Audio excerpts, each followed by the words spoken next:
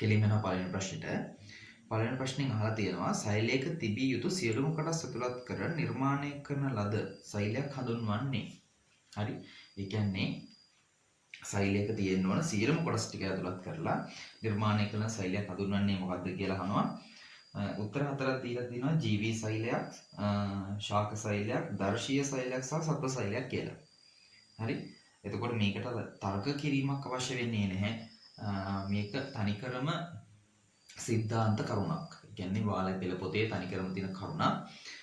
එතකොට කරුණක් විදිහට ගත්තාම උත්තරේ ගන්න වෙන්නේ දෙක. දර්ශීය සෛලයක් කියන එක. මොකද්ද දර්ශීය සෛලයක් කියලා කියන්නේ? එතකොට දර්ශීය සෛල ස්වාභාවිකව අපිට දකින්න පුළුවන්ද? බැහැ. දර්ශීය සෛල කියන ඒවා අපිට ස්වාභාවිකව දක ගන්න බැහැ ළමයි. ඇයි දක ගන්න බැරි? හිතන්න මේකෙදි කියන්නේ සෛලයක තිබිය යුතු සියලුම කොටස්. ඒ කියන්නේ අපි අපේ අධ්‍යයනයේ පහසුව සඳහා තමයි මේ දර්ශීය සෛලයක් කියලා කියන එක අපි රූපයක් විදිහට අඳගෙන අපි අධ්‍යයනය කරන්නේ සෛලයක මෙන්න මේ කියන දේවල් අන්තර්ගත වෙලා තියෙනවා කියලා. හැබැයි හැම සෛලයකම හැම කොටසක්ම අන්තර්ගත වෙලා නැහැ. උදාහරණයක් විදිහට ගත්තාම රතුරු දිල සෛල ගමුකෝ. ඒ වගේ න්‍යෂ්ටි පවතින්නේ නැහැ. ඒ වගේ තමයි. හැබැයි අපි සෛලයක් කියන නැත්නම් සත්ත්ව සෛලයකදී කතා කරද්දී සත්ත්ව සෛලයක දර්ශීය සත්ත්ව සෛලයක් කතා කරද්දී මේකේ න්‍යෂ්ටියක් තියෙනවා කියලා අපි පොදුවේ කතා කරන් යනවා. හැබැයි සමහරක් සෛලවල න්‍යෂ්ටි පවතින්නේ නැහැ. ඉන්නේ වගේ කොටස් සමහර ඒවා වගේ නැහැ. ගොඩක් හොඳම උදාහරණය තමයි ශාක සෛලවල. ශාක සෛලවල එහෙම සමහරක් සෛල තියෙනවා. ඒ වගේ රික්තක කියන ඒවා පවතින්නේ සෛල තියෙනවා. හරි. එතකොට පළවෙනි එකට උත්තරේ එන්නේ උත්තරේ අංක 2 තමයි එන්නේ. ප්‍රශ්නෙට දෙවෙනි ප්‍රශ්නේ කියනවා එක්තරා මූලද්‍රව්‍ය පරමාණුක ඉලෙක්ට්‍රෝන වින්‍යාසය 2 8 4 නම් එම මූලද්‍රව්‍ය පිහිටන්නේ ආවර්තිතා වගුවේ. ආවර්තය මොකද්ද? කාණ්ඩය මොකද්ද කියන එක අහන්නේ. ප්‍රශ්න බලවම සරල පැහැදිලි. හරි. ඉලෙක්ට්‍රෝන වින්‍යාසයක් දීලා තියෙනවානේ. අපිට දීලා තියෙන ඉලෙක්ට්‍රෝන වින්‍යාසය මොකද්ද? 2යි 8යි 4යි. මේක මේ ප්‍රශ්න උත්තර ගන්න ප්‍රධාන ක්‍රම දෙකක් තියෙනවා. එකක් තමයි 2යි 8යි 4යි මේ ටික එකතු කරපුවම උත්තරේනේ 14යි. ඒ කියන්නේ ඉලෙක්ට්‍රෝන 14ක් තියෙන කෙනෙක් වෙන්න ඕන.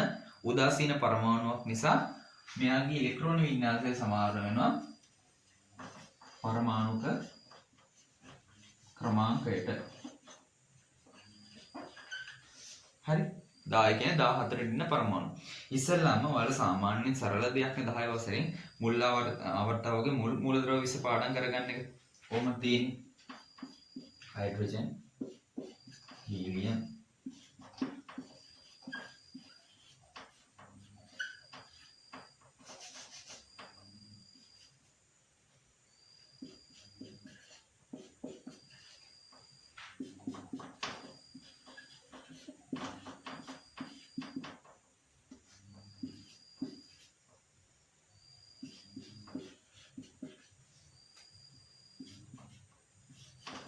hydrogen, helium, lithium, beryllium, boron, carbon, nitrogen, oxygen, fluorine, neon, sodium, magnesium, aluminum, silicon, phosphorus, sulfur, chlorine, argon, potassium, calcium.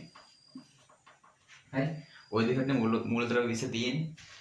එතකොට මූලද්‍රව්‍ය 20 තියෙද්දී ඔහම 14 වෙනි මූලද්‍රව්‍ය නේද කර වෙන්න ඕනේ. හරි. 14 වෙනි මූලද්‍රව්‍ය කියලා කියන්නේ මෙතන සිලිකන් කියන එක. හරිද? පැහැදිලිද? 14 වෙනි මූලද්‍රව්‍ය කියලා කියන්නේ සිලිකන් කියන එක. එතකොට ඊට පස්සේ අපිට හොයාගන්න පුළුවන් මෙයා ඉන්නේ මෙන්න මේ කියන එක අපිට හොයාගන්න පුළුවන්. හරිද? එහෙම නැතුව අපි කොහොමද හොයන්නේ? හරි. එහෙම නැතුව කොහොමද හොයන්නේ? ඉස්සෙල්ලාම සිලිකන් කියන එක හම්බෙච්ච එක අපි හොයාගත්තා 14 කියලා. එතකොට මෙයාගේ කාණ්ඩයේ ආවර්තය කීයද? 4 වෙනි කාණ්ඩය. හරිද? 4 වෙනි කාණ්ඩය. මේ ඇවිල්ලා 3 වෙනි ආවර්තය. එහෙම නැතුව අපි අර මූලද්‍රව්‍ය ටික හොයන්නේ නැතුව ලේසියෙන්ම මෙන්න මේ ටික විතරක් බලපුවම අපිට හොයාගන්න පුළුවන්. කොහොමද ඒක හොයන්නේ? එක දැන් මේ පෙන්නලා තියෙන්නේ 2 8 4 කියලා පෙන්නලා තියෙන්නේ මෙයාගේ ශක්ති මට්ටම්නේ. හරිද? එතකොට න්‍යෂ්ටියේ ඉඳලා උදාසීන පරමාණුවක න්‍යෂ්ටියේ ඉඳලා එළියට යන්න කොහොමද ඉලෙක්ට්‍රෝන ටික පිරෙන්නේ? මතකද? K L M N කියලා හරිද? KLMN කියලා ශක්ති මට්ටම් හතරකට නෙස්ටිං එළියට යද්දි ඉලෙක්ට්‍රෝන ටික පිරෙන්න ගන්න. කොහොමද පිරෙන්නේ? 2 8 18 32 විදිහට තමයි පිරෙන්නේ. එහෙම පිරුණාට අපේ විෂය නිර්දේශයේ ඇතුළේදී අපිට අධ්‍යයනය කරන්න තියෙන්නේ න්‍යෂ්ටිය තියෙන්නේ මේක නම් මේකෙන් එළියට යන්න මුල්ම ශක්ති මට්ටමේ කීයක් පිරෙනවද? ඉලෙක්ට්‍රෝන 2යි. ඊළඟ ශක්ති මට්ටමේ කීයක් පිරෙනවද? 8යි. හරි 2යි 8යි. ඊළඟ ශක්ති මට්ටමට කීයක් පිරෙනවද? ඊළඟ ශක්ති මට්ටමට අපි මේ මූලද්‍රව්‍ය විශ්ව අපි කතා කරද්දී කියන්නේ ඊළඟට 8යි පිරෙන්නේ. ඊළඟ ශක්ති මට්ටමට ඊළඟට 2යි. ඒ කියන්නේ කැල්සියම් වෙනකම් ගත්තාම ඊළඟට 2යි තමයි පිරෙන්නේ.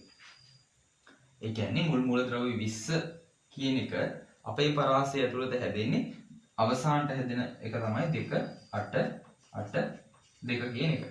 20 යන්නේ 2 8යි 10යි 8 2යි 10යි සම්පූර්ණ 20යි. එතකොට මෙන්න මේ වගේ එකක් තමයි අනිවාර්යයෙන්ම මේ 20ට අදාළ වෙන්නේ. හරිද? හරි. ඊට පස්සේ අපේ දැන් මෙතන 2යි 8යි 4යි. එතකොට 2යි 8යි ගැන ප්‍රශ්නයක් නැහැ. මොකද පළවෙනි මේකෙන් කියවෙන්නේ පළවෙනි ශක්ති මට්ටම, දෙවෙනි ශක්ති මට්ටම, තුන්වෙනි ශක්ති මට්ටම. හරිද? එතකොට පළවෙනි ශක්ති මට්ටමේ ඉලෙක්ට්‍රෝන දෙකක් පිරලා තියෙනවා. දෙවෙනි ශක්ති මට්ටමේ 8ක්ම පිරලා තියෙනවා. තුන්වෙනි ශක්ති මට්ටමේ හැබැයි ඉලෙක්ට්‍රෝන 4යි තියෙන්නේ. 4යි තියෙන්නේ. එතකොට අපි මේක කොහොමද ගලවගන්නේ? කොහොමද මේක විසඳගන්නේ? හරිද? එතකොට ළමයි ශක්ති මට්ටම් ගණන සමාන වෙනවා ආවර්තයට. ශක්ති මට්ටම් ගණන සමාන ආවර්තයට. ඒ කියන්නේ කොහොමද? දැන් මෙතන ශක්ති මට්ටම් 3ක් නම් තියෙන්නේ මේ අය තුන්වෙනි ආවර්තය. හරි? මේ හතර කියන්නේ මේ අය තුන්වෙනි ආවර්තය කියලා කෙලින්ම ගන්න පුළුවන්. ශක්ති මට්ටම් 3යි තුන්වෙනි ආවර්තයේ අවසාන ඉලෙක්ට්‍රෝන කීයද? අවසාන ඉලෙක්ට්‍රෝන 4යි. අවසාන ශක්ති මට්ටමේ තියෙන ඉලෙක්ට්‍රෝන ගණන සමාන වෙනවා කාණ්ඩ අංකයට. කාණ්ඩ අංකයට. එහෙනම් මෙයාගේ කාණ්ඩ අංකය කීයද? 4 වෙනි කාණ්ඩේ. 4 කාණ්ඩේ. ආවර්තය 1යි 2යි 3යි තුන්වෙනි ආවර්තය. හරි? පැහැදිලිනේ? ඔහොම තමයි ඉතින් ගන්න අර ආකාර දෙකකට ගන්න පුළුවන්. ගොඩක්ම ලේසි මෙන්න මේ ආකාරයෙන් අපි නිකම්ම හිතලා ගන්න. නැත්තම් 14 වෙනි එක්කෙනා 14 වෙනි එක්කෙනා හොයන් ගිහිල්ලා එයා ඉන්නේ කොහොමද කියලා බලලා ගන්නවා. එහෙම නැත්තම් මේ ටික දැක්කම ඇති 1යි 2යි 3යි ඒ කියන්නේ ශක්ති මට්ටම් පළවෙනි ශක්ති මට්ටම දෙවෙනි ශක්ති මට්ටම තුන්වෙනි ශක්ති මට්ටම තුන්වෙනි ශක්ති මට්ටම කියලා කියන්නේ තුන්වෙනි ආවර්තය කියලා පැහැදිලි. තුන්වෙනි ආවර්තයේ තියෙන ඉලෙක්ට්‍රෝන ගාන කීයද? 4යි. එහෙනම් 4 වෙනි කාණ්ඩය. එහෙමයි ගන්න ලේසියෙන්ම. එතකොට දෙවෙනි ප්‍රශ්නෙට උත්තරේ මොකද වෙන්නේ? දෙවෙනි ප්‍රශ්න උත්තරේ මොකක්ද වෙන්නේ? දෙවන ආවර්තය කියන එක වැරදි මේ අය තුන්වෙනි ආවර්තයේ. එතකොට ආවර්ත කියන කතාව වැරදෙනවා. කාණ්ඩය ගත්තම 4 වෙනි කාණ්ඩය. හරි? උත්තරේ පැහැදිලි. දෙකට උත්තරේ 4 වෙනි එක. 4 වෙනි කාණ්ඩය කියන එක. හරි. අපි බලමු තුන්වෙනි ප්‍රශ්නේ තියෙන්නේ මොකද්ද කියලා. තුන්වෙනි ප්‍රශ්නේ තියෙන්නේ සජීව පදාර්ථයේ බහුලම අඩංගු මූලද්‍රව්‍ය 4 තෝරන්න. මේක ඇවිල්ලා 10 වසරේ පළවෙනි පාඩමේ තමයි තියෙන්නේ. හරි 10 වසරේ පළවෙනි පාඩමේ තියෙන්නේ මේ ටික. අපි මේක මතක තියාගෙන මොකක් කියදලම දැන් අපි ඊට කලින් චුට්ටක් කතා කරමු. සාමාන්‍ය ස්වභාවික පරිසරයේ මූලද්‍රව්‍ය කීයක් තියෙනවද? 92ක් තියෙනවා. ඒ 92 අතරින් මිනිස් දේහය හදන්න දායක වෙන්නේ කොච්චරක්ද? 25ක්. මේ 25 වෙනුත් ප්‍රධාන වශයෙන්ම තියෙන්නේ මොනවාද? මේ 25 ප්‍රධාන වශයෙන්ම තියෙන්නේ මෙන්න මේක. චොන් කියන එක තමයි තියෙන්නේ. චොන් කියන්නේ මොනවාද?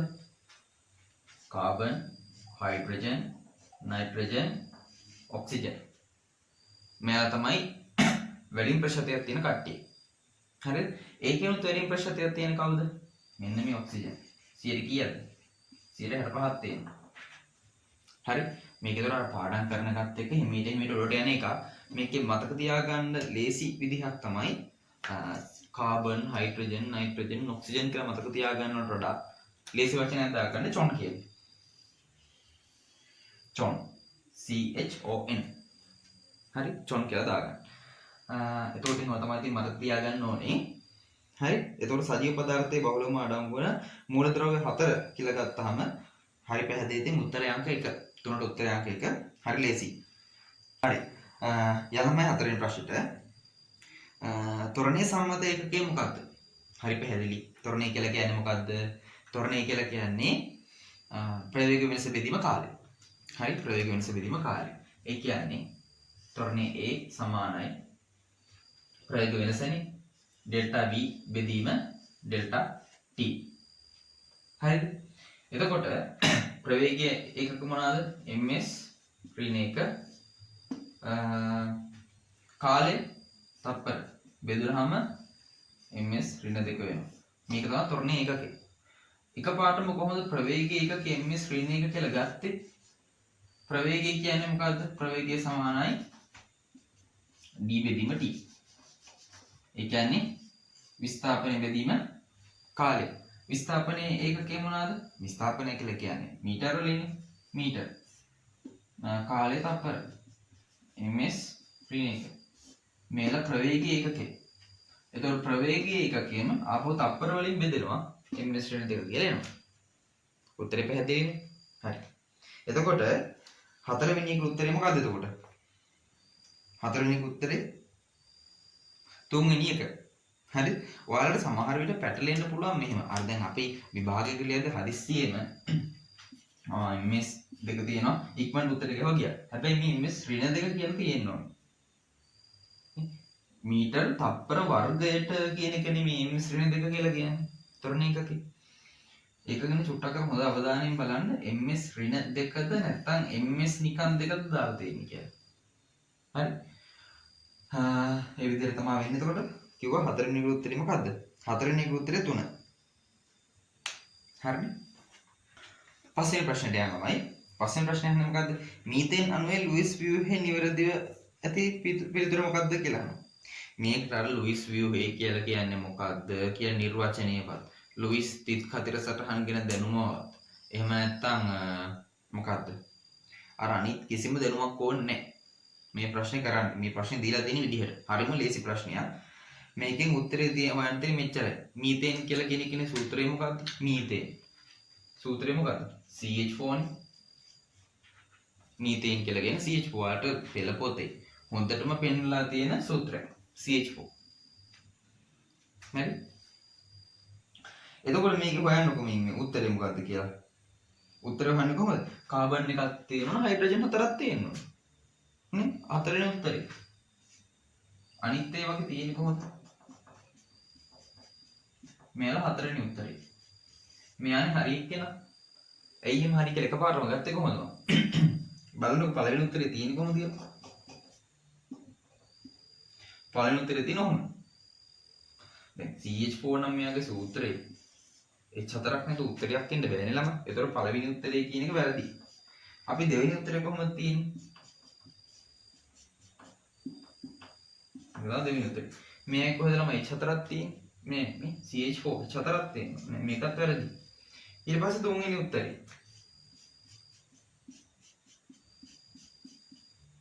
මෙහෙම තියෙනවා. හරි. මෙයාගේ H3 නේ ළමයි තියෙන්නේ. තුන්වෙනි උත්තරේ H3 නේ තියෙන්නේ. ඉතින් මේ H4ක් තියෙනවා CH4 වලට. මේක වැරදි. මේක හරි එතකොට. පැහැදිලිනේ. මේකට අර ලුයිස් ව්‍යුහ පිළිබඳ දැනුමවත්. හරි මෙන්න මේ කියන ප්‍රශ්නෙට. කිසිම දැනුමක් ඕනේ නැහැ. ඉතින් අර සූත්‍රය කියන්නේ CH4 කියලා මතක තියාගත්තාම මේකට උත්තරේ ගන්න නිකම්ම එක ලකුණක්. හරි. එතකොට පස්සේ ප්‍රශ්නෙට දැන් කතා කරපු පස්සේ ප්‍රශ්නෙට උත්තරය අංක 4. ඊට පස්සේ යනවා අපි 6 වෙනි ප්‍රශ්නෙට. මොකද්ද කියන්නේ? පහත විපර්යාස අතරින් රසායනික විපර්යාසය මොකක්ද කියලා අහනවා. රසායනික විපර්යාසය මොකක්ද කියලා. එතන දැන් රසායනික විපර්යාසය භෞතික විපර්යාසය කියලා ප්‍රධාන විපර්යාස අපි දැන් දෙකක් තියෙනවානේ. එතකොට රසායනික විපර්යාසයකින් වෙන්නේ මොකක්ද? නේ? රසායනික විපර්යාසයක් වුණාම ළමයි එයාගේ මුල් තිබ්බ ස්වරූපයෙන් ඒක මුල් තිබ්බ ස්වරූපේ නැවත ගන්න බෑ. මොනවා කරලවත් ගන්න බෑ. හිතන්න ගිනි කූරක් පත්තු කරනවා. ගිනි කූරක් පත්තු කරන් පස්සේ ආය මොනවාම හරි කරලා ඒ ගිනි කූර විදිහටම නැවත පත් කරන්න පුළුවන්ද? ගිනි ගන්න කලින් වගේ නැවත හදන්න පුළුවන්ද? බෑනේ. හරි. එතකොට එන්නේ ඒ වගේ එකක් තමයි රසායනික විපර්යාසයකදී වෙන්නේ. හරිද? එතකොට අර මම කියන සරල අදහස. මේකේ උත්තරම තියෙන්නේ කඩදාසියක් පිලිස්සීම තියෙනවා, ගල් කැටයක් කුඩු කිරීම තියෙනවා, අයිස් දියවීම තියෙනවා, ලීයක් කැබලි බවට පත් කිරීම තියෙනවා. හරි? අයිස් දියවීම. සරලයි. අයිස් කැටය දිවෙනන් පස්සේ හැදෙන වතුර ආයෙ ෆ්‍රිජ් එකෙන් තිබ්බන් පස්සේ අයිස් කැටයක් වෙනවා. ගල් කැටයක් කුඩු කිරීම. මේ ගල් කැටයක් කුඩු කරගෙන පස්සේ ආයෙ කුඩු කරලා වතුර ටිකක් දාලා හොඳට අරලා ආයෙ නැවත ගල් කැටයක් හදා ගන්න පුළුවන්. ගඩොල් කැටයක් ගැන හිතන්නකෝ. ඊට පස්සේ ලීයක් කුඩා කැබලි බවට පත් කිරීම. ලීයක් කපලා දාලා ආයෙ කුඩු ටිකක් හරි එකතු කරලා මොනවා හරි කරලා අලවලා හරි ලී අපව හදා ගන්න පුළුවන්. බලන්න මේ කඩදාසියක් පිලිස්සීම කියන එක. කඩදාසියක් පිලිස්සනවාදී ඉතුරු වෙන අලු ටිකනේ. හරි අලු ටික ඉතුරු වෙන. ඒ අලු ටික ආයෙ එකතු කරලා ආයෙ කඩදාසියම හදන්න පුළුවන්ද? ඒ තිබ්බ කඩදාසියම හදන්න පුළුවන්ද? බෑ. සරලයි. 6ට උත්තරේ 1. 6ට උත්තරේ 1. අපි 7 වෙනි ප්‍රශ්නයට 7 වෙනි ප්‍රශ්නේ කියලා කියන්නේ පහත රූපයේ දීලා තියෙනවලු දී ඇති. ඒ කියන්නේ පහත රූපේ යෙදී ඇති සංප්‍රයුක්ත බලය 30යිලු. නිව්ටන් 30ක්ලු x ගේ අගය අහන. මෙතන මොකද්ද භාවිතා වෙන්නේ? ඔයාලට ගණන සිද්ධාන්තයක්. මේක තියෙන්නේ සමාන්තර බල දෙකක සංප්‍රයුක්තයේ කියන කොටසේ. හරි? අපි හිතමු මෙහෙම මොකක් හරි පෙට්ටියක් හරි මොකක් හරි ක්ලීක් ධාතු කැටයක් හරි තියලා තියෙනවා. ඊට පස්සේ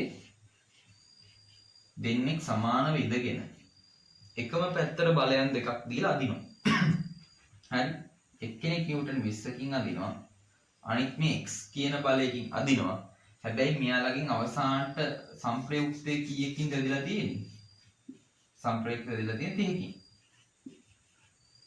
මේ ඇවිල්ලා සමාන්තර බල දෙකක සංප්‍රයුක්තේ.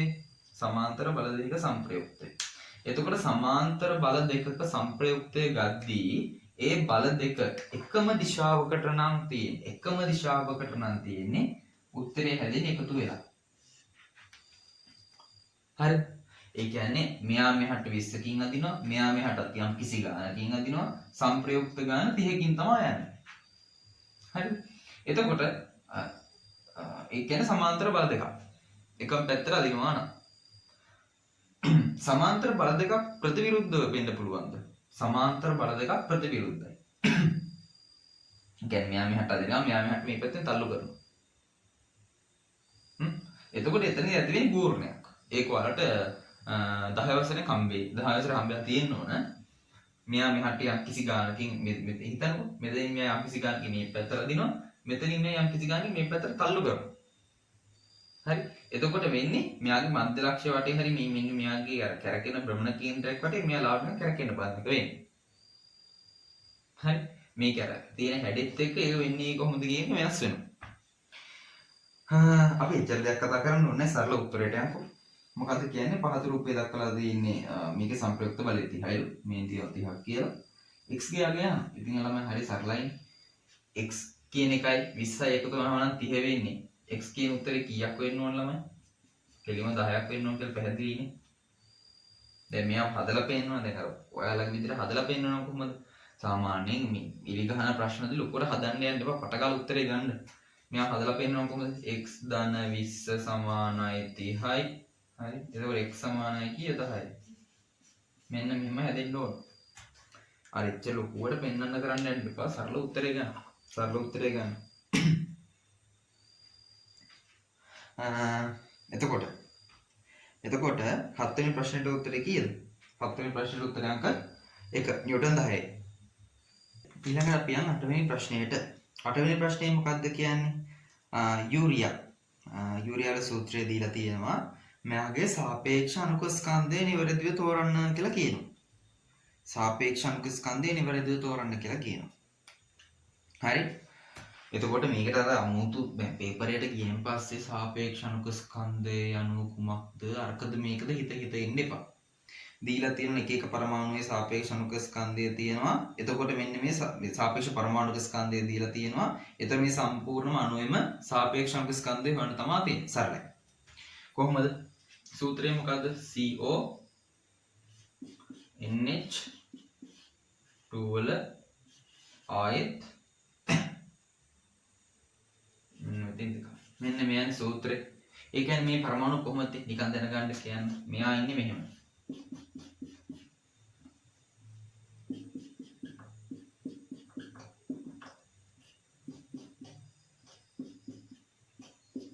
මෙන්න මෙයා මෙහෙම තමයි. මම මේක කිව්වේ නිකන් සාමාන්‍ය අවබෝධය ගන්න. එතකොට ඒ කියන්නේ කොහොමද? නැත්තම් වලට පැටලෙයි. මෙතන ඉන්නවා NH2 කෑලිම දෙකක් ඉන්නවා. හරි? NH2ට වෙන වරණ අදා දෙකක් දාලා තියෙන NH2 කෑලිම දෙකක් එනවා. මේ ඉන්නේ. මෙන්න NH2 කෑලිම දෙකක් ඉන්නේ. එතකොට ඔකට සරලව ගන්න පුළුවන් කොහොමද? කාබන්ගේ කීයද සාපේක්ෂ පරමාණුක ස්කන්ධය? කාබන්ගේ 12යි. ඔක්සිජන්ගේ 16යි. හරිද? අපි මෙහෙම ගමු. මෙතන ඉන්නවා කාබන් කෙනෙක් ඉන්නවා ඔක්සිජන් කෙනෙක් ඉන්නවා. කාබන්ගේ 12යි. ඔක්සිජන්ගේ කීයද? 16යි. ඊට පස්සේ NH2 කැලි දෙකක් තියෙනවනේ. එකතු කිරීම මේක වරහණක් දා ගන්නවා. මේක දෙකෙන් ගුණ කර ගන්න ඕන. මොකද්ද? NH2 කෑල්ලක සාපේක්ෂ පරමාණුක ස්කන්ධය තමයි මං කෙලිම දෙකෙන් ගුණ කරගෙන යන්නේ දෙකක් තියෙන හින්දා. පැහැදිලි? ඒ අපැහැදිලි කියන්නේ අපැහැදිලි. අපි ඔක ඉස්සරහට කරවල පුහුණුවත් එක්ක වල තේරි. ඉස්සලා NH2 එක කෑල්ල කොහෙමුකෝ? n ගේ කීයද? n කියලා 14යි නේද? හරි. අපි NH2 එක කෑල්ල කොහෙමුකෝ? ඒතකොට n ගේ 14යි. h එකක කීයද? එකයිනේ. ඒ වගේ දෙන්නෙක් ඉන්නවා. එහෙනම් එක වැඩි කරන්න ඕන දෙකෙන්. ඒ කියන්නේ කීයද? මෙතනින් එනවා 16ක් කියලා. මේ 16 ඉන්නේ එක NH2 කෑල්ලක එකක. හැබැයි මෙතන NH2 කෑල්ල කීයක් තියෙනවද මේ? දෙකක් තියෙනවනේ. හරි. එතකොට 16 නම් ආයෙ වැඩි වෙන්න ඕන දෙකෙන් නේද NH2 කෑල්ල දෙකකට. එතකොට 32යි. එතකොට මේ 32 මෙතෙන්ට ගන්නවා. ඔක්සිජන් හරි, කාබන් හරි, ඔක්සිජන් හරි, NH2 කෑලි දෙකකට හරි. දැන් මේක එකතු කරන්න ඕන. කීයද එකතු වෙන්නේ? එකතු කීයක් එයි කියලා හිතනවා. එකතු කරමුකෝ සරලව. 32යි 16යි කියලා කීයද? 32යි 16යි 48යි. 48යි 12යි 60යි. 60යි. උත්තරේ දුර අංක කීයද? උත්තරේ අංක 2. 8ට උත්තරේ අංක 2, උත්තරේ අංක 60යි. අපි එනවා දැන් 9 වෙනි ප්‍රශ්නයට. බල යුග්මයක් පමණක් අඩංගු පිළිතුර තෝරන්න කියලා කියනවා. බල යුග්මයක්. හරි? බල යුග්මයක්. සාමාන්‍ය යුග්මය කියලා කියන එකෙන්ම තේරෙනවා නිකන් අර බල යුග්මය. දෙකක් කියලා තේරෙනවනේ. හරි. අපි ඊට කලින් බල ගෝර්ණයක් කියලා කියන්නේ මොකද්ද හිතමුකෝ. අපි දොරක් ගමුකෝ. හරි. දොරක් ඕනේ. අපි ගමු නිකන් මොකක් හරි මේ දණ්ඩක්. හරි. මෙන්න මෙහෙම දණ්ඩක්. ලේසියෙන් දොර ලොකුෙන් දන්න චූටි මේ මෙතනින් අපි මොකක් හරි එකක් දාලා ඒක මේ විවර්තනය කරගන්නවා කියලා. ඒ කියන්නේ ඒක එතනින් සම්බන්ධ කරගන්නවා. අපි හිතමු හරහකට තියෙන මුකේකට හරි එකකට. අපි තු මේ පැත්තේ තියෙන ලෑල්ලක් මේ ලෑල්ලට ඇණයක් ගහලා හරිද? ලීපටියක් සම්බන්ධ කරගත්තා. හරිද? එතකොට මේ ලීපටි කෙලින් තියෙන ලීපටිය අපි හිතමුකෝ මෙතන ඉඳන් මෙතෙන්ට තියෙනවා D කියලා දුරක් කියලා හිතමුකෝ. D කියලා දුර. ඊට පස්සේ ලීපටි කැරවල. මෙන්න හරියට මෙන්න මෙතනින් බලයක් දානවා නිව්ටන් 20ක දාලා මේක හදන්න. නිව්ටන් ඉලක්කමක් ඕනෙත් නැහැ. අපි හිතමු කොච්චර බලයක්ද? අපි හිතමු හරි n කියලා බලයක් කියලා කියමු. n කියලා බලයක් හිතමු. අපි 20ම දාමු ඔයාලට ලේසියි පොත්. 20යි මෙතෙන්ට 20ක් නිව්ටන් මෙතන ඇවිල්ලා 5ක් මීටර. හරි. බලය t. හරිද? එතකොට මේක මොකද්ද වෙන්නේ? මේ මෙතන තමයි අපි කියන්නේ මොකද්ද? විවර්තන ලක්ෂ්‍ය. එහෙම නැත්නම් අපි ඒ කේන්ද්‍රණය කරගත ලක්ෂ්‍ය. හරි? ඒ කියන්නේ තමයි භ්‍රමණ අක්ෂය කියලා කියන්නේ. භ්‍රමණ අක්ෂය. හරි? ඒ කියන්නේ මෙයා කරකෙන්නේ. මේක ලක්ෂය කියලා කියන්නේ සම්බන්ධක පොඩි ඩොට් එකනේ. මෙයාගේ අක්ෂය තියෙන මෙහෙම. හරි? මෙන්න මේ ඒ කියන්නේ බෝඩ් එකකින් ඇතුළට. ඒ බෝඩ් එකකින් ඇතුළට තියෙන අක්ෂ වටේ තමයි කරකෙන්නේ මෙයා. මේ බලෙන් හින්දා. හරි? එතකොට බල ගූර්ණය කියලා කියන්නේ මොකද්ද මෙයා?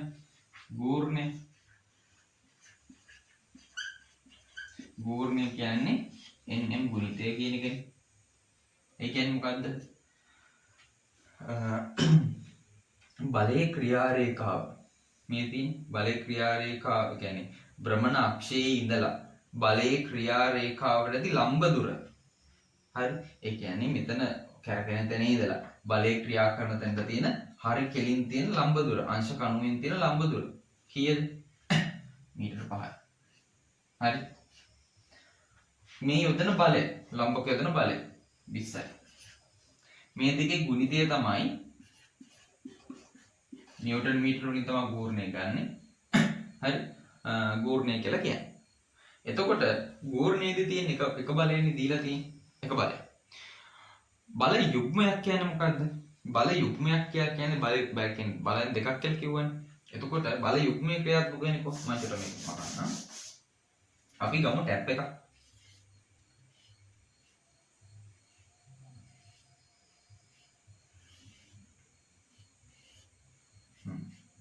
මෙහෙම තියෙනවා. ඔමුතින් කරාම තියෙනවා.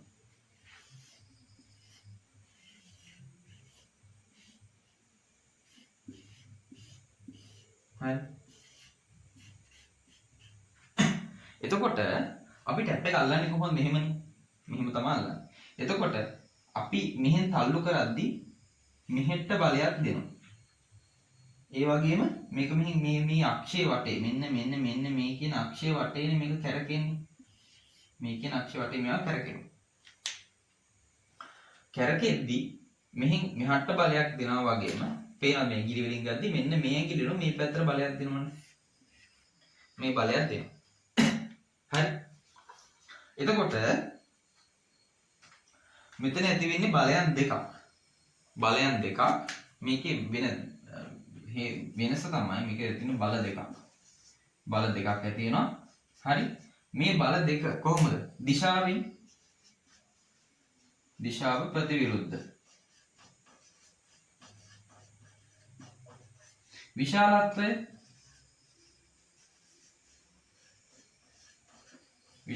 මොකද? විශාලත්වය සමානයි. විශාලත්වයෙන් සමානයි, දිශාවෙන් ප්‍රතිවිරුද්ධයි, බල දෙකක් ඇති වෙනවා. හරිද? මේ බල දෙක බලන් ගිහම මේ නිකන් ඒක රේඛීයයිනේ. ඒ කියන්නේ එකම රේඛාවකටම කියන්නේ මේ දෙක බලයන් ක්‍රියා කරන අර එක පෘෂ්ඨය. හරි. එකම රේඛාවකට වගේනේ තියෙන්නේ. හරි. මම කියන්නේ මේ දල අදහසක් විතරයි. මොකද මේක සිද්ධාන්ත කරුණු සාකච්ඡා කරන එකක් නෙමෙයි. නැත්තම් පේපර් සාකච්ඡාවක් නේ. හරි. එතකොට මොකද තමයි වෙන්නේ? ඉතින් මේක සමාන උත්තරය ඇති. අපි බලමුකෝ ජලකරාමයේ සහ ගිරේ. ජලකරාමේ නම් හරි. ගිරේ එහෙම නැහැ. ගිරේ බලයන් දෙකක් තියෙනවා. ගිරේ නිකන් මෙහෙම අල්ලනවා විතරයි. ඒක නැහැ. විල්බැරෝවක් නැහැ. විල්බැරෝ උස්සගෙන තල්ලු කරගෙන යනවා විතරයි තියෙන්නේ. ඒක බලයන් දෙකක් එහෙම නැහැ. විල්බැරෝ අයින් කරනවා කියන්නේ කොහොමද ඩබරේ කියන කයින් ගන්නවා. සුක්කානම සහ ස්පැනරේ. සුක්කානම නම් හරි. මෙහින් අල්ලද්දි මෙහින් බලයක් දෙන එක හරි. හැබැයි ස්පැනරේ කියලා කියන්නේ මොකද්ද? අර ඇණියකට දාලා තියලා පල්ලෙහාට කරකවන්නේ. මේක එක බලයන්නේ. අර බලයන් දෙකක් වෙන්නේ නැහැ. ඒක වෙන්නේ තර මෙන්න මේ වගේ. අපි තන ස්පැනර් එකේ මෙහෙම දාලා ඇණියක් ඇල්ලුවා මෙතනින් පල්ලෙහාට කරකවනවා. මේකේ ගූර්ණයක් නේ. ස්පැනර් වෙන්නේ ගූර්ණයක්. යුග්මයක් නෙමෙයි. සුක්කානම හරි. හතරෙන් උත්තරේ තියෙන සුක්කානම හරි. ජලකරාමයක් හරි. හරි. එතකොට 9ට අපි උත්තරේ කීයගමුද? 4 වෙනි උත්තරේ ගමු. මේවට මෙච්චර කියව ඉන්න දේවල් නෙමෙයි. මේවා සරලව ඉක්මනට ඔලුවට ඇවිල්ලා ඉක්මනට මේ උත්තර වලට යන්න පුළුවන් දේවල්. මේවා හදා ඉන්න දෙයක්වත් නෙමෙයි. එතකොට 9ට උත්තරේ 4. 10 වෙනි ප්‍රශ්නයටත් ඔහොම මම යන්. 10 වෙනි ප්‍රශ්නය. නීල් බෝර් කියන විද්‍යාඥයා නිගමන වලට අනුව පරමාණුක L කවචයේ ඒක නැත්නම් L ශක්ති මට්ටමේ තිබිය හැකි උපරිම ඉලෙක්ට්‍රෝන සංඛ්‍යාව කොච්චරද කියලා. හරි ලේසි. හරි ලේසි. මොකද්ද? 2යි 8යි 18යි 32යි. K L M N. හරි. ඔහොම තමයි ශක්ති මට්ටම් 4 යන්නේ. ඒ කියන්නේ මොකද්ද? න්‍යෂ්ටිය තියෙනවා. න්‍යෂ්ටියෙන් එළියට යනවා ශක්ති මට්ටම් ටික. හරි. න්‍යෂ්ටියෙන් එළියට ශක්ති මට්ටම් ටික යනවා. ශක්ති මට්ටම් 4ක් යනවා. මේක වෙලා න්‍යෂ්ටිය. මෙයාගේ 2ක් පේනවා. මෙයාගේ 8ක් පේනවා. ඒ විදිහට 18 32 ඔය විදිහට තමයි පේන්නේ. හැබැයි අපේ විෂය නිර්දේශයේ ඔය සේරම 18 32ම කතා කරන්න තියෙනවද? නැහැ. අපේ විෂය නිර්දේශයට කතා කරන්න තියෙන්නේ කොහොමද? අපේ විෂය නිර්දේශය සාමාන්‍යයෙන් කතා කරලා මූලධර්ම මූලධර්ම 20 විතරනේ. මූලධර්ම 20 විතර. එතකොට යන්නේ කොහොමද? අපි 20 වෙනි අවසානට කැල්සියම් කියන මූලද්‍රව්‍යයේ මේ ඉලෙක්ට්‍රෝන වින්‍යාසය ලියමු. කොහොමද ලියන්නේ? පළවෙනි එකේ දෙකක් දෙනවා, ඊළඟේදී 8ක් දෙනවා, ඊළඟ එකේදී 8යි. 18ක් නෙමෙයි 8යි. හරි? ඒක අර ඇයි 18ක්ම වෙන්නේ නැත්තේ? ඇයි 8ක් වෙන්නේ කියන එක ඔයාලට උසස් පෙළට කියපුවාම හොඳට විස්තරාත්මකව ඉගෙන ගන්න පුළුවන්. දැනට මතක තියාගන්න ඔයාලගේ විෂය නිර්දේශය කතා කරන්නේ 8යි පිරෙන්නේ 8ක් පිරিলা ඉතුරු ටික පන්නන එහා පැත්තේ ශක්ති මට්ටමට. එහා පැත්තට පන්නපයින් පස්සේ දැන් කීයද? 2යි 8යි 18යි. මෙතන තියෙන ඇවිල්ලා 18ක් තියෙනවා. 2යි 8යි 18ක් තියෙනවා. ආයෙත් ඉතින් 2යි ඉතුරු. 20 වෙන්න 2යි ඉතුරු තමයි. මේ තමයි කැල්සියම්ගේ ඉලෙක්ට්‍රෝන වින්‍යාසය. අහන්නේ මොකද්ද? අපි උත්තරේ දීලා තියෙනවා. මොකක්ද? L කියන ශක්ති මට්ටම. L කියන ශක්ති මට්ටමට කොච්චරක් වෙනවද කියන්නේ අහලාදී මේ 8ක් කියලා. අරක් කියලා දාලා මොන ඕක තමයි. හරිද?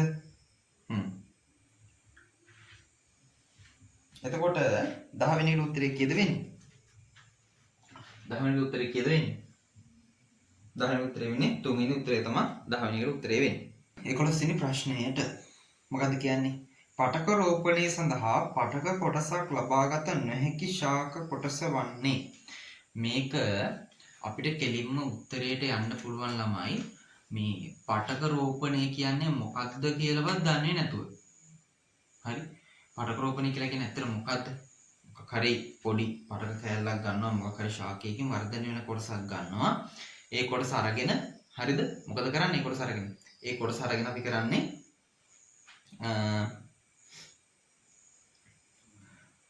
හරි විද්‍යාගාර තත්ත්වයටදී අපි නම ශාක හදාගන්න තමයි යන්නේ. හරි? පටක රෝපණය දෙක නෙවෙන්නේ. එතකොට අපි කොහොමද මේකට යන්නේ? හරි? අපි කොහොමද මේකට යන්නේ? මේකෙදි උත්තරේ යන්නේ කොහොමද බලමු.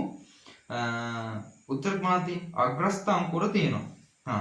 දෘಢස්තර තියෙනවා. පාර්ශවික අංකුර තියෙනවා. මූලාග්‍රය තියෙනවා. හරිද? එතකොට බලන්න ඕන එකක් අග්‍රස්ත අංකුරය. අග්‍රස්ත අංකුරය කියලා කියන්නේ කොහොම කෙනෙක්ද? අග්‍රස්ත අංකුරය තියෙන්නේ කොහෙද? අග්‍රස්ත අංකුරයක් තියෙන්නේ ගහක උඩම තියෙන දැල්ලට නේ අග්‍රස්ත අංකුරය කියලා කියන්නේ. හරි? එතකොට එයාගේ කාර්යය මොකද්ද? මොකක් හරි එයාගේ කාර්යය විලවර විශේෂයෙන්ම තියෙන මොකක් හරි කාර්යද නැහැ. ගොඩක් දුරට අග්‍රස්ත අංකුරයේ තියෙන ප්‍රධානම කාර්යය තමයි ශාකයට අවශ්‍ය කරන අලුත් සෛල ටික හදලා දෙන එක. හරි? විභාජක පටකයක්නේ. එතකොට විභාජනය වෙලා අලුත් සෛල ටික හදලා දෙන්න ඕන. හරි? එතකොට අග්‍රස්ත අංකුරයෙන් කරන්නේ ඒක. පාර්ශවික අංකුරයට යමු. පාර්ශවික අංකුරයේ තියෙන විභාජක පටකයක්නේ. එයා කරන්නේ මොකද්ද? එයා කරන්නේ අර පැත්තක ඉඳලා පොඩි පොඩි අතු කෑලි හැදෙන්න පොඩ විභාජනය වෙලා සපෝට් එකක් දෙන එක. ඊට පස්සේ මූලාග්‍රය. මූලාග්‍රය කොහෙද ළමයි තියෙන්නේ? 10 වසරේ පළවෙනි පාඩමේ. මූලාග්‍රය තියෙන්නේ අර මුලේ දැකලා තියෙ ඕකිඩ් ගස් දෙකක් ගෙදර අම්මලාගේ ඕකිඩ් ගස් දෙකක් තියෙන්නේ. ඒතර ඕකිඩ් ගස් වල ඕකිඩ් මුල මතක් වෙනවා. අර අගට නිකන් කොළ පාට වගේ තියෙන පොඩි ඕකිඩ් මුල. ඕකිඩ් මුල මතක් වෙනවා. අන්න එයා තමයි අපි කියන්නේ මූලාග්‍රය. එතකොට එයාගේ කාර්යය මොකද්ද? අලුතෙන් මුල් හදලා අලුතෙන් අර මුල ටික දික් කරන්න අවශ්‍ය කරන මුලේ සෛල ටික හදලා දෙන්නේ. හරි? එතකොට මේ සෛල හදලා දෙන කට්ටියම අපිට ගන්න පුළුවන් නේද? පටක රෝපණය සඳහා අලුත් පැල හදා ගන්න පුළුවන් නේද? මේ දෘಢස්තර කියන්නේ කවුද ළමයි? දෘಢස්තර කියන්නේ කවුද ළමයි? හරි? අපි යම් පොඩ්ඩක් 10 වසර මතක් කරගමුකෝ. 10 වසරේදී අපි ඉස්සල්ලාම පටක කියන එක හරි මේ පටක කියන එකට මේ මොහොම බෙදලා ඉස්සල්ලාම පටක තියෙනවා. පටක. හරි? පටක තියෙනවා. මේ පටක කොහොමද බෙදෙන්නේ ළමයි? එකක් බෙදෙනවා විභාජක කියලා බෙදෙනවා. හරි? ඊළඟ එක කොහොමද බෙදෙන්නේ? ඊළඟ බෙදෙනවා ස්ථිර. ස්ථිර පටක. විභාජක පටක ආකාර තුන මොනවාද? අග්‍රස්ත, අන්තරස්ත, අනිත් මොකද්ද? පාර්ශවික. ස්ථිර මොනවාද? ස්ථිර ප්‍රධාන ආකාර දෙකකට බෙදෙනවා. මොකද්ද?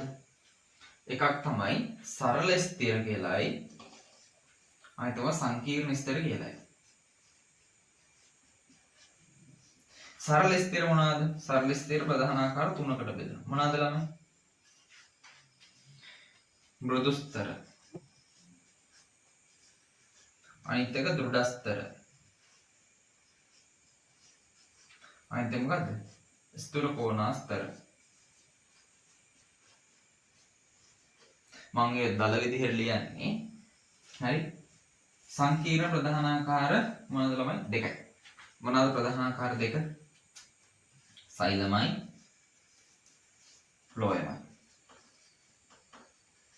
සෛලම ෆ්ලෝය වලින් කරන කාර්යයෙන් මතකද? සෛලම වලින් කරන්නේ මොකද? ශාකයේ ජලය පරිවහනය කරන්නේ. ෆ්ලෝයම් වලින් කරන්නේ ශාකයේ හදන මොන පරිවහනයද? හදන ආහාර ටික තියෙන ආහාර පරිවහන. මේ ආහාර පරිවහන වෙන්නේ මොනවා විදිහටද?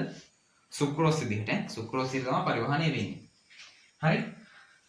හරි. එතකොට දෘಢස්තර කියන එකේ ප්‍රධාන කොටස් දෙකක් තියෙනවා නේද? මොකක්ද? එකක් තියෙනවා උපල කියලා, අනිත් එක තියෙනවා තන්තු කියලා. තන්තු. උපලයි තන්තු. හරි. පේනවද? ස්ථිර පඩකයක්, සරල ස්ථිර පඩකයක්, දෘಢස්තර කියලා කියන්නේ. මෙයාලා විභාජනය වෙලා අලුත් සෛල හදන කට්ටිය. ස්ථිර කට්ටිය විභාජනය වෙන කට්ටිය නෑ. මොකක් හරි ස්ථිර කෘත්‍යයක් සඳහා විශේෂණය වෙච්ච කට්ටිය. එතකොට මෙයාලා ස්ථිර පඩක කට්ටිය එයාලා විභාජක පඩක විතර ගන්නෙ නැහෙනේ. එතකොට පඩක රූපණයට ඒ කට්ටියව ගන්නෙ නෑ. ස්ථිර පඩක ගන්නෙ නෑ. සරල ස්ථිර පඩක කොහොමද ගන්නෙ? දෘෂ්ටර ගන්නෙ. මෙන්න මේ කට්ටියවම විභාජක පඩක මේ ටික හැරුණකොට මේ කට්ටියම ගන්නෙ නෑ කිසිම හේතුවකට. මොකද්ද? පටක රෝපණය සඳහා. පැහැදිලිනේ? එතකොට උත්තරේ කොහොමද යන්නේ? උත්තරේ පැහැදිලි. උත්තරේ යන්නේ 11ට උත්තරේ අංක 2 විතර යන්නේ. ඊට යම් 12 ප්‍රශ්නයට x නැමැති මූලද්‍රව්‍යයේ සංයෝජ්‍යතාවය 3යිලු. ක්ලෝරයිඩේ සූත්‍රයේ විය හැකියි. එතකොට මේක ගැන බලද්දි මේකට අමුතු මේව එකක් හිතන්න ඕනේ. සංයෝජ්‍යතාවය කියලා කියන්නේ මොකද්ද?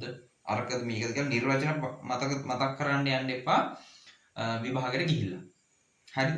අපි සරලව මෙච්චරයි.